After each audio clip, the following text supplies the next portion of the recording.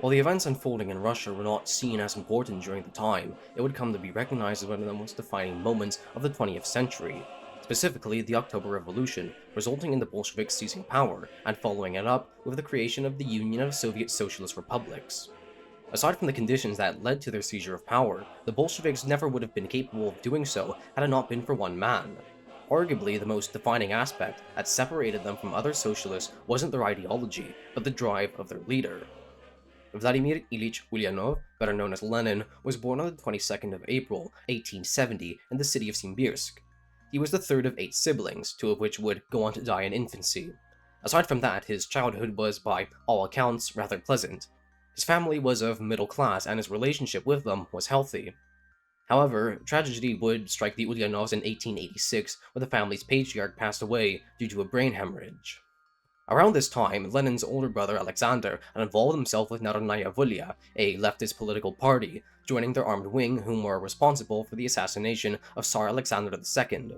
Like many other young men in Russia's universities, Alexander became radicalized in leftist politics, taking it to the extreme of wanting to assassinate Tsar Alexander III. However, he and his comrades were detained before they could execute the plot. For this crime, Alexander Ulyanov was sentenced to death, being hung along with his accomplices on the 8th of May, 1887. With the loss of 2 very important figures in his life, Lenin was obviously affected by this.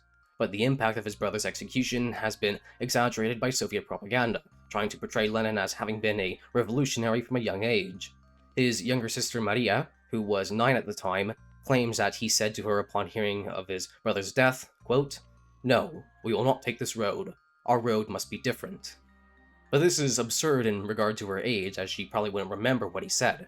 In fact, Lenin wasn't really interested in politics during his teens, and their family was unaware of Alexander's revolutionary activities. But this would soon change, as in that same year, he went to study law in the Imperial Kazan University.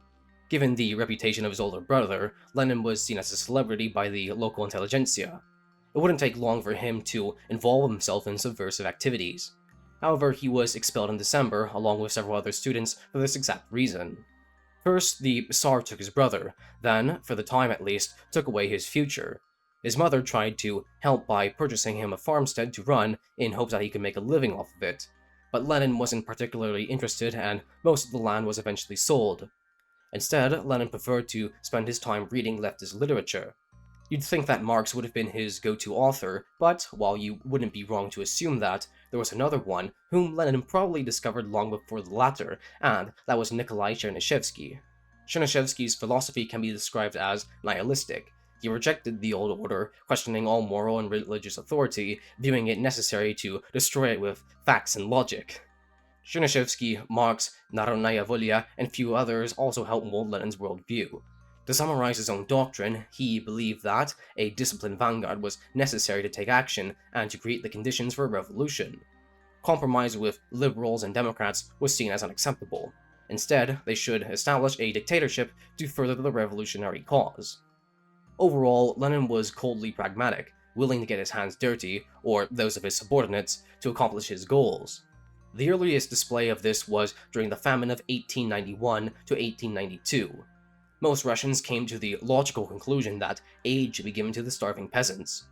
This relief was largely thanks to the Zemstvos, whom organized the relief effort. But for Lenin, alleviating the pain and suffering of the peasants was counterproductive.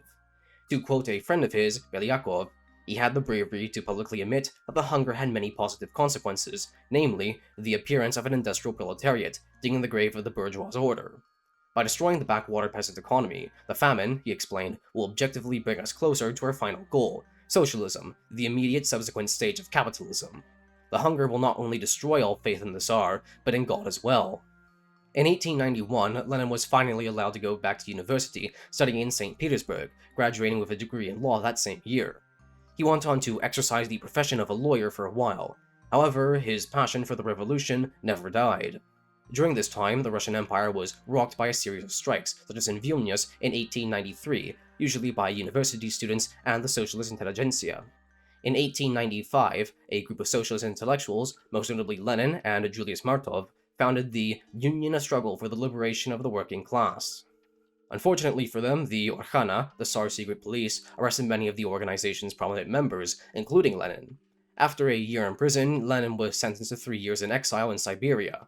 Interestingly, he was permitted to bring with him many books and even a shotgun, all the while remaining in contact with his comrades. His soon-to-be wife, Nadezhda Krupskaya, went with him, with the couple getting married during that time. While in exile, he grew frustrated with the fact that the workers' movement began distancing itself from the socialist cause, preferring to seek quality-of-life changes. Lenin and many other Marxists wanted a centralized party that would take care of leading the proletariat. Once he returned from exile, he would see this idea through. During 1898, in the city of Minsk, the Russian Social Democratic Workers' Party was officially founded, though they saw a major setback after many of their elected officials during the founding Congress were arrested. Now, it is important to note that around this time, Lenin looked something like this. Not even Hakim's Keep sponsorship could save his hairline. What Lenin lacked in looks, he certainly made up for with his personality and intelligence. Lenin was charismatic, good with words, and capable of explaining complicated things in a simple manner. It would be for this reason that his fellow comrades would look up to him, launching him into a position of leadership. In 1903, the party celebrated its second Congress in both Brussels and London. During this event, a split would occur between the party. It happened over a discussion regarding party membership. Lenin wanted membership to be limited to only those who participated within the party's organizations, trying to centralize control of the party. Martov, on the other hand, wanted to allow anyone who identified with the party's program to be admitted. The core of this disagreement was Lenin's distrust of the masses, believing that a socialist conscience had to be instilled within them from the outside. Initially, Martov had a majority vote. However, several of the representatives of the Jewish Bund, whom supported Martov, left the Congress, giving Lenin the majority. Thus, Lenin and his followers became known as the Bolsheviks, and Martov's group was called the Mensheviks. Skipping forward a few years, the Russian Empire is now embroiled in a war with Japan, which they are losing. On the 9th of January, 1905, a peaceful demonstration in St. Petersburg, led by Father Gapon, was shot up by soldiers. This event only led to more protests, most of them being violent. To summarize the revolution of 1905, it was largely disappointment for everyone involved. The most that the peoples of the Russian Empire got out of it was a state Duma, a parliament of sorts, and a land reform headed by Pyotr Stolypin. However, this was far from ideal. The Duma was below the Tsar and could be dissolved if he so pleased, and the land reform, combined with a brutal suppression of rebellious peasants, failed to satisfy the demands of the rural populace. For the socialists, especially radical ones like Lenin, it was particularly disappointing. The St. Petersburg Soviet, whose elected leader was Leon Trotsky, was shut down by the government, and many of its members, such as Trotsky, were imprisoned or exiled. Lenin, who had spent the last few years in exile, returned to Russia in November that year, but was unable to change the course of the revolution, eventually returning to exile in 1907. He did, however, meet a new ally, Iosif Vissarionovich Dugashvili, better known as Stalin. The man was brutal in his methods, infamously robbing a bank in Tbilisi in a violent manner. For this, Stalin would be exiled to Siberia.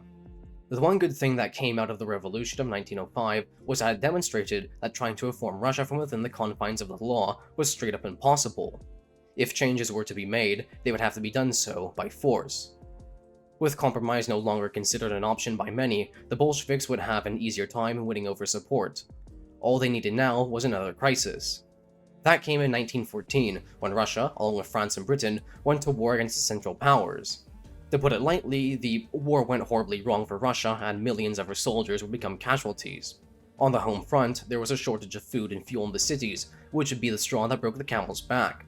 On the 23rd of February, 1917, what started off as a protest of women demanding for better rations soon turned into a full-scale revolution.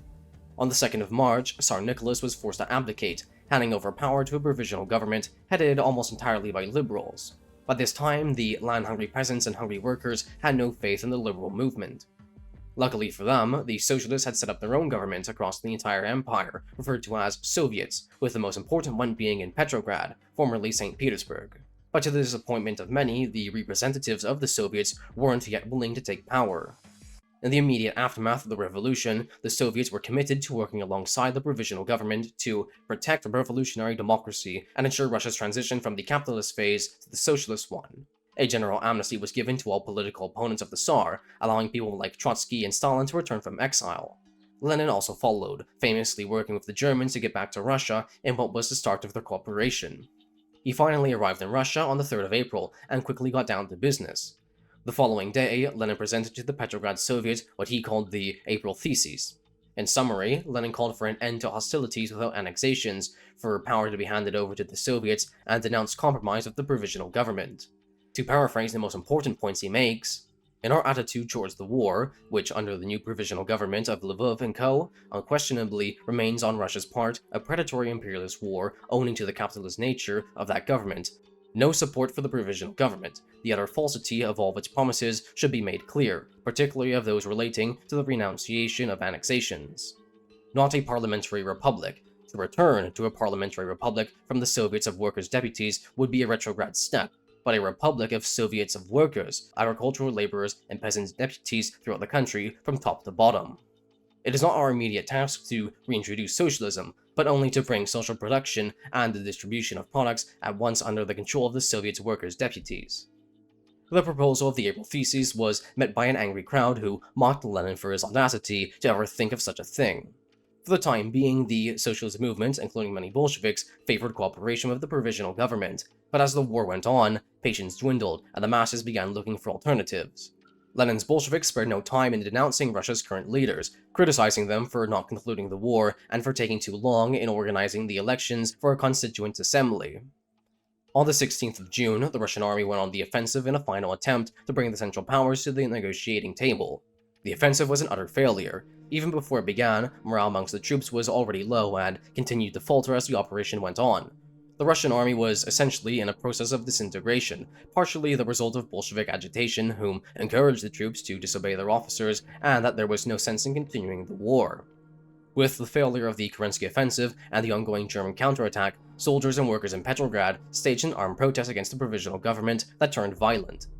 The demonstrators demanded that all power be handed over to the Soviets. However, the Soviets refused to take power. There was a misconception that this whole ordeal was planned by the Bolsheviks from the start, most likely due to the involvement of low-ranking Bolsheviks in the protests. Trotsky, who was now close to officially joining the Bolsheviks, later argued that, at the time, the conditions for a coup were not yet met, drawing comparisons between Petrograd and the Paris Commune. The demonstrations were by all means a display of popular discontent against the provisional government and showed that many were willing to overthrow them. Regardless, the Bolsheviks were exposed for their connections with the Germans, which came in the form of them receiving funding. Trotsky and hundreds of Bolsheviks were temporarily arrested, while Lenin, disguised as a factory worker, fled to Finland along with Grigory Zinoviev. And no, he did not in fact save his hairline, he's just wearing a wig. Before leaving Petrograd, Lenin handed over to his fellow Bolshevik, Led Kamenev, a manuscript of his book, The State and Revolution, and gave him instructions to publish it. To summarize the book, it was basically a manual on how he believed a socialist state should be constructed. Soviet propaganda has portrayed Lenin's time on the run as being rather dangerous. As with many things with Lenin, this is an over-exaggeration. The only time they were in any real danger was when two armed men, presumably police, entered the town of Sestrorets, where they were staying, though it turned out that they were just out duck hunting. Going back to Petrograd, the situation was deteriorating. Trust in the government was almost non-existent, and the governing coalition, headed by Prince Lvov, fell apart, being succeeded by a new one with Kerensky being appointed prime minister. Interestingly, the Petrograd Soviet came to the defense of the Bolsheviks against the accusations of treason, believing it necessary for the left to stand united against a counter-revolution. Ironically, the leniency they were willing to give them would be their undoing. Around this time, the armed forces were put under the command of General Kornilov, whom had a rather negative view of the Bolsheviks. Due to a misunderstanding between him and Kerensky, Kornilov believed that the Bolsheviks were trying to overthrow the government and sent his famous Wild Division to Petrograd to stop them. The Kornilov affair was ultimately resolved via the disarming of his troops and Kornilov's arrest. The consequences of this event did two things. The first was ruining the reputation of Kerensky, and the second was increasing the popularity and power of the Bolsheviks. During the affair, the military organization of the Bolsheviks was trusted by the Petrograd Soviet to help organize the defense of the capital. Bolshevik militiamen were handed out enough weapons and ammunition to equip a small army. Despite the Bolsheviks having been accused of treason, most people quickly forgot about it. In the cities, the workers of the largest factories flocked to the Bolsheviks, taking over factory committees and trade unions. They were even able to increase their representation in the Duma. In Petrograd, for example, they went from 20% of the seats in May to 33% of the seats in August. They also managed to gain a majority in the executives of many Soviets, with Trotsky even becoming the chairman in Petrograd. However, they still remained the minority in the Soviets' assemblies. The conditions for a Bolshevik takeover were arguably as good as they could ever get, and Lenin wasn't willing to let this opportunity fade away. However, he was met with some obstacles from within his party. The Bolsheviks could be divided into three main groups. The first, headed by Kamenev, insisted that the Bolsheviks should continue to collaborate with other socialist parties with the end goal of forming a pan-socialist government in the future. The second, headed by Trotsky, believed that a Bolshevik seizure of power should occur after the opening of the Congress of Soviets, which was supposed to be held on the 20th of October. The thinking behind this was that if the Bolsheviks gained a majority of the votes, they could use the Soviets to legitimize their coup. The third, headed by Lenin, insisted that a seizure of power should occur as soon as possible, not wanting to let the opportunity go to waste. Lenin, still in hiding, lashed out against his opposition from within the party, writing a letter on the 29th of September against them, calling them, quote, miserable traitors to the proletariat cause. On the 10th of October, Lenin, still trying to avoid arrest, returned to Petrograd and held a secret meeting of the Bolshevik Central Committee, where they would discuss the preparation of an armed insurrection. Out of 20 members, only 12 showed up. 10 voted in favor of insurrection, while 2 voted against, those being Kamenev and Zinoviev. What was arguably one of the most important decisions of the 20th century was made by such a small group of people. While specific details were yet to be made, such as a date and tactics, the organizations of the Bolsheviks were given the order to prepare for a revolt. On the 16th of that month, representatives of the Bolsheviks, Soviets, trade unions, and factory committees held a meeting to discuss the eventual insurrection. Still, most people favored to conduct it after the convocation of the Congress of Soviets, believing that it was too risky to do it before. The morale of the Petrograd garrison was low, giving the impression that the troops would only join in if absolutely necessary. Luckily for Lenin, there would be 2 happy little coincidences that would help him get his way. The first was that the opening of the Congress of Soviets was postponed to the 25th of October. The second was that Kerensky essentially gave them an excuse to act. Kerensky had been hoping for the Bolsheviks to revolt, as it would give him an opportunity to crush them once and for all. But as we'll see, he severely overestimated his own force's ability to quell a potential rebellion. Confident in victory, Kerensky ordered that most of the Petrograd garrison be sent to the northern front to stop the advancing Germans. The order gave credibility to the Bolshevik accusations that this was part of a counter-revolutionary conspiracy. As a result, most of the garrison mutinied, and the Bolshevik military committee assumed control of most of Petrograd's regiments.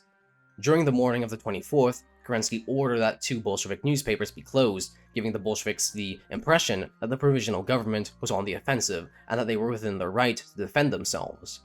Thus, what would be called the October Revolution had officially begun. During that night, the Bolshevik Red Guards marched onto the city center. The checkpoints set up on the bridges by loyalist troops were quickly taken over, and the rebels began patrolling the streets with armored cars. In the early hours of the following day, they controlled the train stations, telegraph and mail, central bank, telephone, and electrical facilities, and the battleship Aurora had arrived from Kronstadt to provide support. With most of the city under their control, the Bolsheviks could begin their final assault on what remained of the provisional government. This eventful day in history has been romanticized by Soviet propaganda as a mass uprising of the people, engaging in a bloody confrontation with the provisional government, with thousands of casualties being inflicted upon both sides. While the October Revolution certainly was violent, the scale of the fighting, at least in Petrograd, and the involvement of the masses is largely over-exaggerated. Most people simply went about their day as if nothing was going on, and the whole thing could have been over in 6 hours had it not been for the incompetency of the Bolsheviks. Trotsky himself would later admit that only about 25 to 30,000 people were actively involved, which would be about 5% of Petrograd's workers and soldiers. As for Kerensky, he had a ragtag force of Cossacks, military cadets, and a unit of female troops totaling 3,000. Initially, the Bolsheviks didn't wish to overthrow the government at that moment, but seeing how easily the Red Guards were able to take control of large portions of the city, Lenin insisted that the moment was perfect for a takeover. The plan was simple. The Petrograd garrison, the Red Guards and sailors from Kronstadt were to take over the Mariinsky Palace where the pre-parliament was gathered. They would then disperse the attendees and force the provisional government to capitulate. If they refused, then the rebels would storm the Winter Palace after receiving a signal from the Peter and Paul fortress. Considering they already controlled most of the city, the first part of the plan went smoothly. But the assault on the Winter Palace had been postponed for 3 p.m., then 6 p.m., eventually giving up on setting a time as reinforcements from Kronstadt were running late. Another setback was when the gun crews of the Peter and Paul fortress realized that their cannons were all old, rusted museum pieces, and had to request for new, smaller field artillery. Even after the new guns arrived, they were still unable to use them as they had forgotten ammo. They were also supposed to hoist a red lantern on the fortress flagpole to signal the assault. One of them went out in search of one but got lost in the dark and fell into a ditch. When he finally returned with the lantern, they then realized that it wasn't possible to hoist it on the flagpole. Even then, the lantern wasn't even red. By this time, it was already dark and the Congress of Soviets was supposed to open in the next few hours.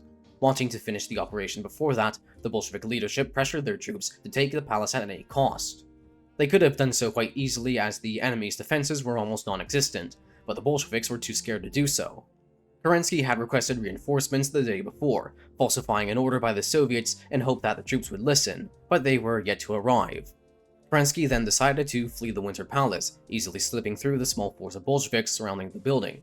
His ministers, on the other hand, were basically abandoned and forced to fend for themselves. The morale of the loyalist troops was pitiful, being bombarded by enemy propaganda, reminding them of their situation. One of the loyalist officers recalls that the defenders spent the time smoking, drinking, and complaining about the situation. The Cossacks were especially irritated by the fact that they had to fight alongside women. The only serious attempt to relieve the defenders of the Winter Palace was when 300 deputies of the Petrograd Duma headed their way, carrying food for them and singing La Marseillaise. Unfortunately for them, a patrol of Bolshevik sailors stopped them and forced them to divert to Nevsky Avenue, where they contemplated their defeat in silence. At 9:40 p.m., the Aurora was given the signal to open fire on the Winter Palace. The first salvo consisted of blanks, which scared the defenders so much that some of the cadets abandoned their posts, while the women became hysterical and had to be taken to the back room. After giving them some time to surrender, the Bolsheviks opened fire with live rounds from the Aurora, Peter and Paul Fortress, and with field guns on the palace square. Most projectiles landed in the Neva River, though the side facing the city was riddled with bullets.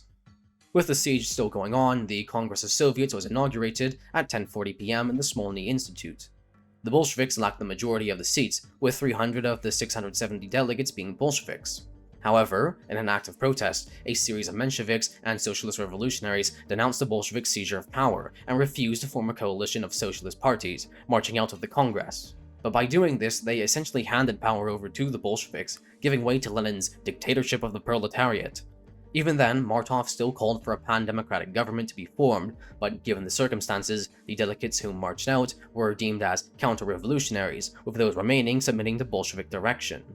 Mocking Martov's resolution for a socialist coalition, Trotsky gave one of the most cited speeches of the 20th century. "We have openly forged the will of the masses to insurrection, and not conspiracy. Our insurrection has conquered, and now you propose to us, renounce your victory, make a compromise. With whom? I ask. With whom ought we to make a compromise? With that pitiful handful who just went out? Haven't we seen them through and through? There is no longer anybody in Russia who is for them. Are the millions of workers and peasants represented in this Congress, whom they are ready now, as always, to turn over for a price to the mercies of the bourgeois, are they to enter a compromise with these men? No, a compromise is no good here. To those who have gone out, and to all who make like proposals, we must say, you are pitiful isolated individuals, you are bankrupts, your role is played out. Go where you belong from now on, into the rubbish can of history." In the early hours of the 26th, the Bolsheviks commenced their final assault on the Winter Palace. Most of the defenders either deserted or just gave up. At first, small groups of Bolsheviks entered the building's first floor. More showed up and began ransacking the palace. At around 2 a.m., they made their way up to the upper floors and began banging on the door to the room where the remnants of the provisional government were held up. They were all arrested and escorted to the Peter and Paul Fortress, where they would be held for the foreseeable future. With the Winter Palace secured, they then began looting and destroying its interior, and getting drunk off of the reserves of alcohol. Kamenev was tasked with announcing to the Congress of Soviets the arrest of the ministers and their detention in the Peter and Paul Fortress. Interestingly, this news was met with disdain as some of the ministers were themselves socialists, and the location of their incarceration had been the historic Tomb of Freedom in Russia, and Trotsky was forced to defend this decision. The Congress ended at 5 a.m. in the morning after Lenin's proposed manifesto had been approved, giving off the illusion that the Bolshevik takeover was the culmination of a popular revolution.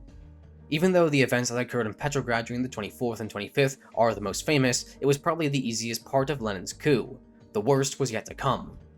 On the 26th, military cadets called Junkers had laid siege to the Kremlin, eventually seizing it and its weapons. According to a rumor propagated by the Bolsheviks, they had also massacred several members of the 56th Machine Gun Regiment in their takeover.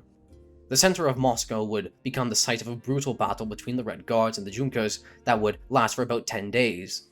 Both sides set up barricades with machine guns, engaging in brutal street fighting against each other.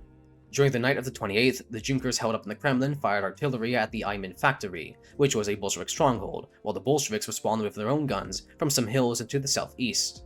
Believing to be going up against a force of 300, the Red Guards brought in a mortar and bombed the Junkers' barricades surrounding the telephone office. After only 2 bombs, they then stormed parts of the building and demanded that the defenders surrender. A white flag was then hoisted from the 3rd floor, and several of the cadets began to surrender, though some of them fought on for just a little longer. Having heard the rumor of the supposed massacre of the 56th Regiment, the Red Guards who had seized the telephone office felt anger towards the Junkers. But upon seeing that most of them were just kids, they kind of pitied them. Going back to Petrograd, the Bolsheviks were at risk of losing everything that they had achieved. On the 27th, a biplane flew over Nevsky Prospect and dropped leaflets with a statement from Kerensky saying that loyalist troops had captured Tsarskoye Selo, just south of Petrograd. General Krasnov led a force of just over 1,000 Cossacks from the 3rd Cavalry Corps, along with an armored car and a train. Funnily enough, these men were previously under the command of General Kornilov and were now trying to restore Kerensky's government. Trotsky organized and sent a force of sailors, Red Guards, and laborers to hold back Krasnov's offensive. A defensive line was set up in the Pulkovo hills where the Bolsheviks waited for their attackers. Krasnov was heavily outnumbered and no other general wanted to help him lest they run the risk of provoking the Bolsheviks. All that came from Krasnov's offensive was a skirmish between the Red Guards and a sotnya of Cossacks, whom got stuck in the mud because of the rainy weather. On the 30th, realizing that any further attempt to take the hill, Krasnov and his soldiers gave up after negotiating a ceasefire with the Bolsheviks. In Petrograd, an organization called the Committee for the Salvation of the Motherland and Revolution called for an uprising against the Bolsheviks. On the 29th, the Junkers within the city answered the call and temporarily seized the Mikhailovsky Palace, capturing 3 armored cars. The following day, the Junkers had also taken over the telephone office and had taken multiple prisoners, including the newly appointed Commissar of War, Antonov Ovseyenko. A group of Red Guards from the Putila factory and sailors from Kronstadt soon met up with the Bolshevik troops to confront the Junkers. However, with the failure of Krasnov's offensive to reach Petrograd, the Junkers began to panic and were abandoned by some of their officers. In return for their safety, the Junkers handed over Ovseyenko and were then incarcerated in the Peter and Paul fortress. While the fighting was still going on in both Moscow and Petrograd, the Syndicate of Railway Employees and Workers, or Viskel, demanded that on the 29th that the Bolsheviks form a pan-Soviet government with other socialist parties.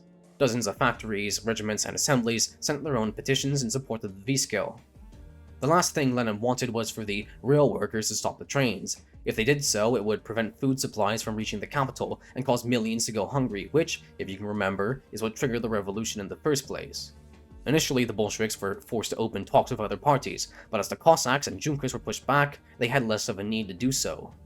With the last holdouts in Moscow having fallen, Lenin and Trotsky put a stop to the conversations, even demanding the arrest of members of the Vikzhel under accusations of being counter-revolutionaries. On the 2nd of November, the Bolshevik Central Committee approved a series of resolutions. Kamenev and 4 others whom favored compromise were accused of anti-Marxist activities and pressured to either resign from the Central Committee or to be expelled from the party.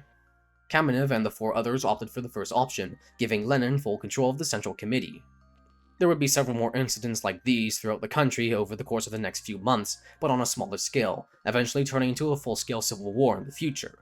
But for now, the Bolsheviks would have some space to breathe to set up a new government.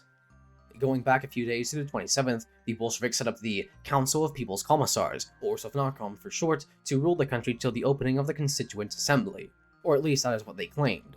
New commissars were appointed to manage the government. Trotsky became the Commissar of Foreign Affairs, Antonov Ovseyenko of War, Koyontai of Social Welfare, Lunacharsky of Education and Illustration, and Stalin of Nationalities. Keep in mind, more positions would be created and roles would change. While the fighting had died down, the Bolsheviks still faced resistance via peaceful methods.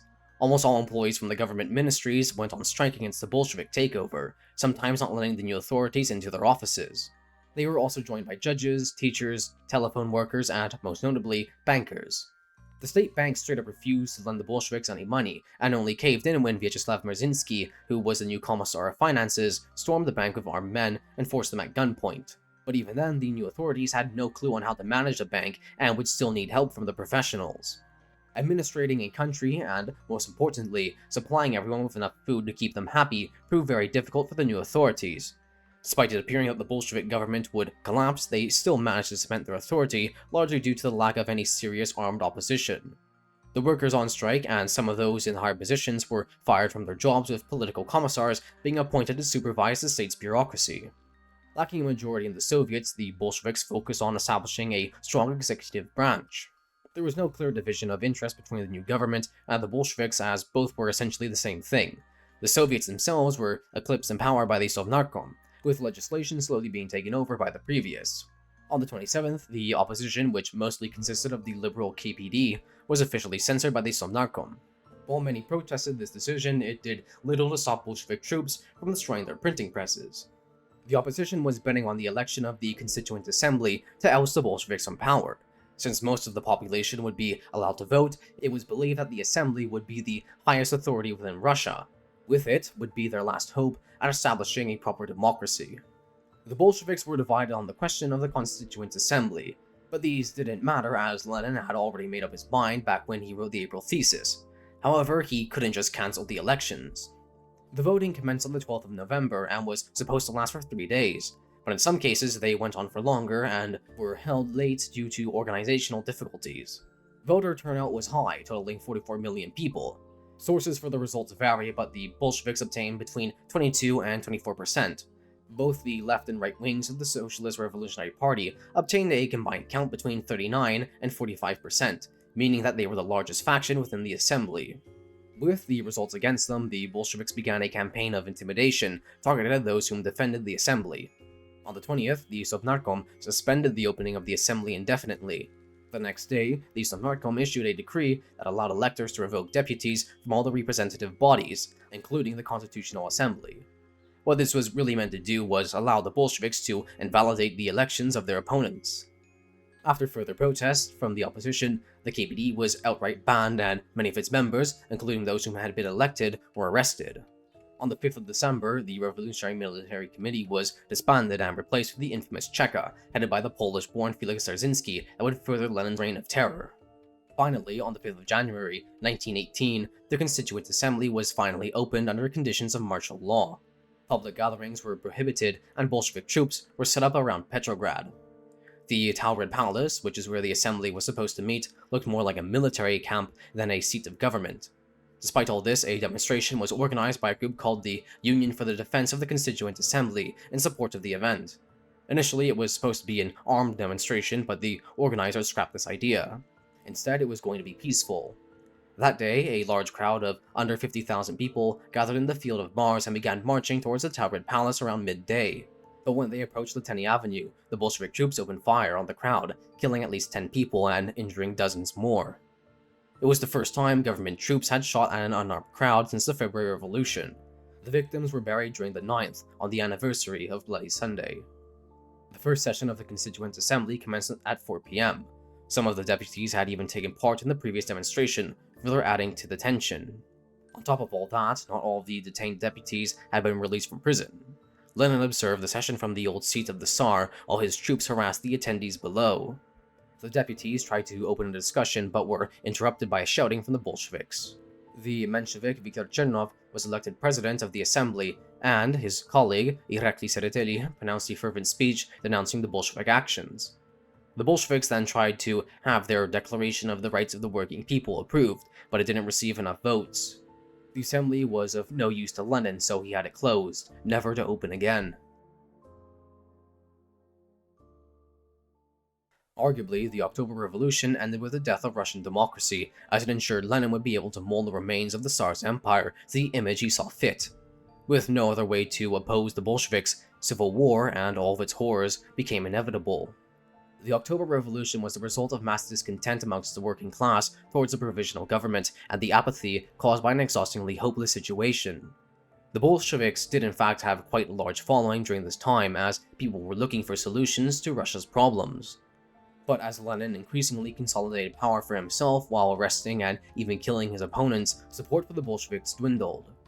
Had it not been for the white movement being dominated by monarchist warlords, it's very likely that more people would have supported them.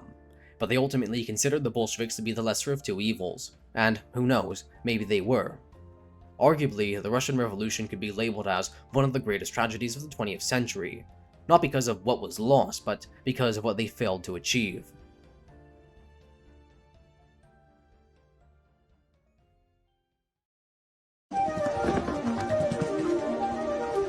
Si una gota de semen tiene más vidas que una gota de sangre, ¿por qué Drácula no chupa